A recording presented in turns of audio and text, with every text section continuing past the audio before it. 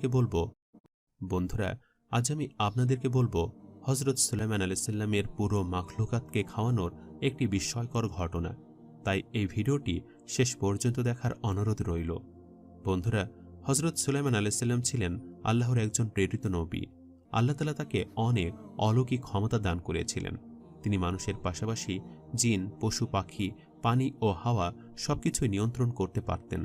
তিনি মানুষের পাশাপাশি সেগুলোর ভাষাও বুঝতে পারতেন। একদিন হযরত সুলাইমান আলাইহিস সালাম সমুদ্রের পাড়ে বসেছিলেন।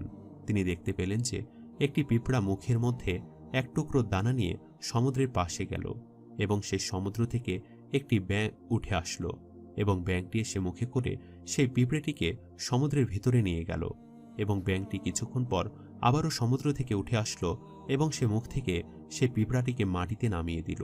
এই ঘটনাটি দেখার পর হযরত সুলাইমান আলাইহিস সালাম কিছুটা অবাক হলেন।